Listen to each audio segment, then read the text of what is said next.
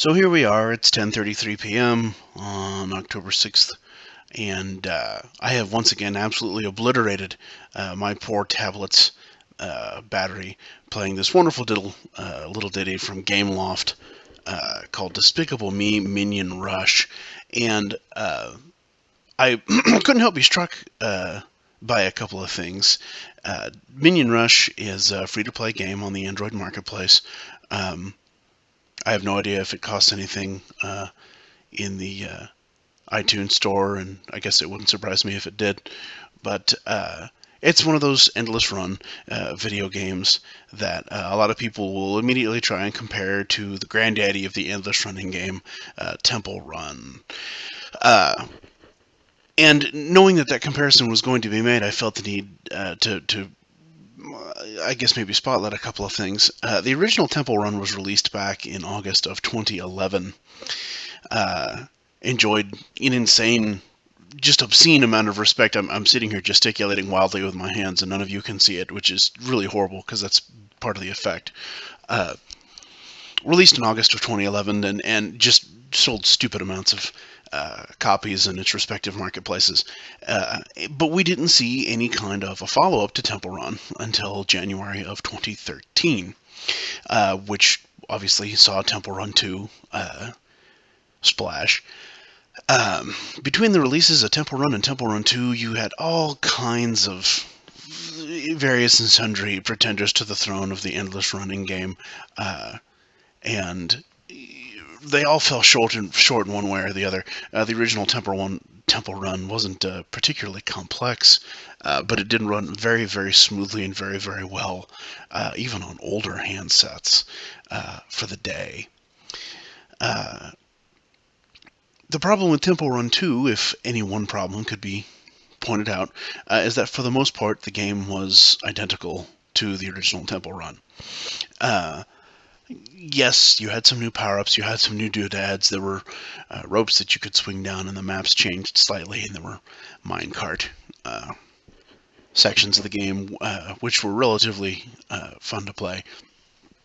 But that was it. The scenery of the game never really changed. You were either inside of the mine or you were running around out on foot someplace.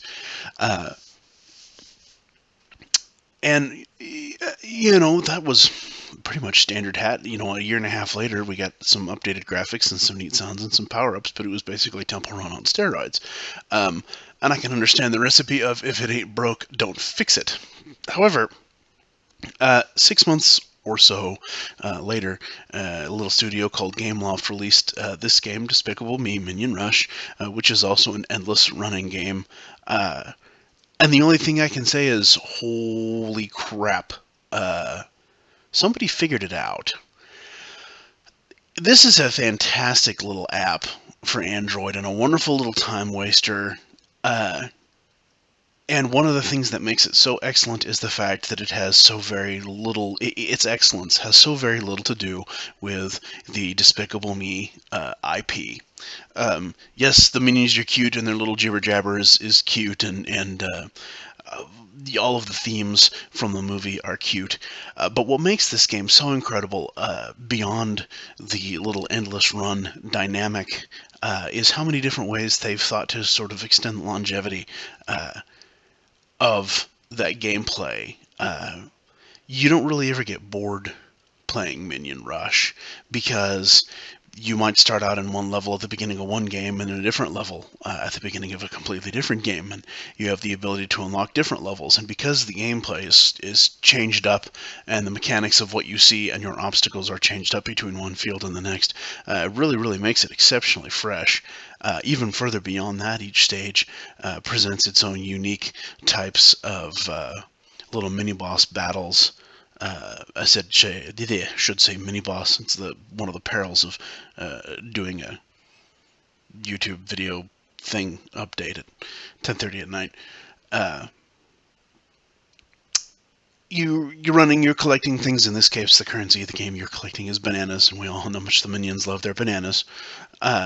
And just out of nowhere, you'll get these little mini-boss battles. Mini-boss, I still can't say that right.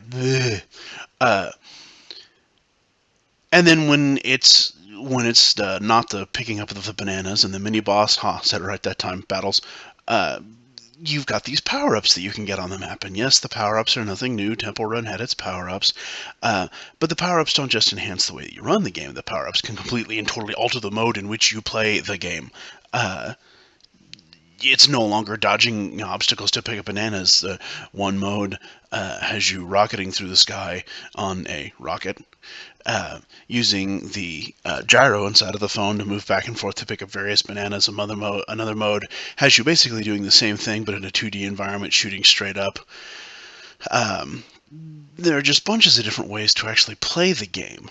And of course, you can spend the requisite number of bananas that you collect after the end of every level to upgrade the little doodads that you find while you're out and on the road. And if you want to and have just a ton of expendable income and or access to your parents' credit card without their knowledge, you can buy the little in-game currency and you know, buy more bananas so that you can buy more stuff and blah, blah, blah, blah, blah. But really, for what at the end of the day is a quote-unquote small Android title, Minion Rush really kind of bats it out of the park.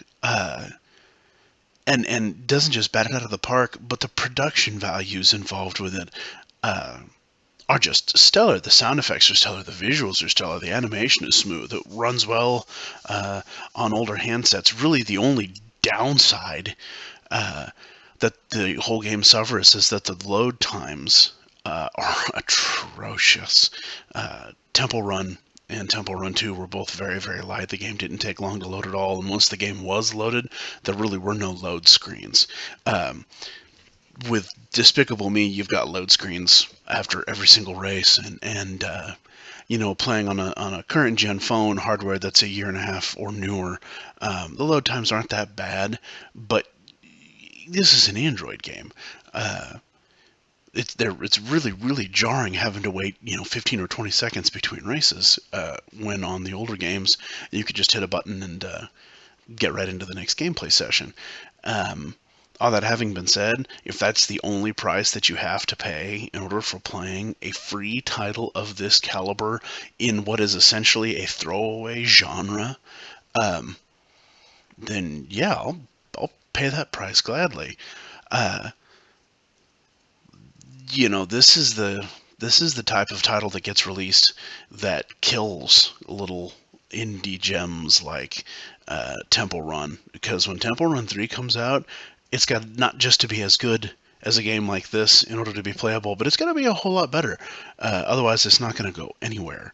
I have no doubt they continue to release additional content from Minion Rush. I have no doubt that there'll be more content further on down the line, if not another game entirely.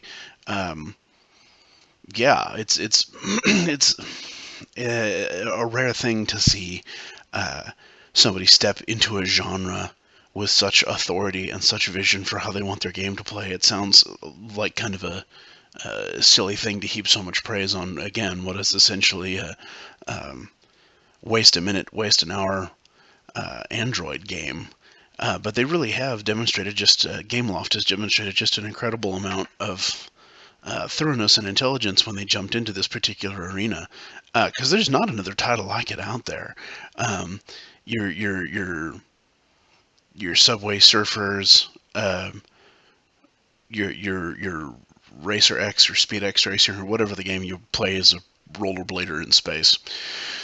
There's really just not another title like this out there that everything from the controls to the graphics to the sound to the way that the power-ups have been thought up. The game design was very, very intelligent. They're not leaning on the Despicable Me IP at all. And because they're not doing that in order to make a good game, the IP has just been used as garnish and icing throughout the entire game. So it takes an already rock-solid title and elevates it just that little bit much more above the bar to be a game that's really, really one of the greats out there in the Android marketplace right now, and will probably continue to be one of the greats for a while, because I'm honestly not sure where else you can push the boundaries in the Ender Sonic platform. Yeah, And I'm pretty sure I'm at the legal time limit for rambling at what is now 10:43 in the evening. So that's all. Go get the game, download it, and if you don't like it, bummer.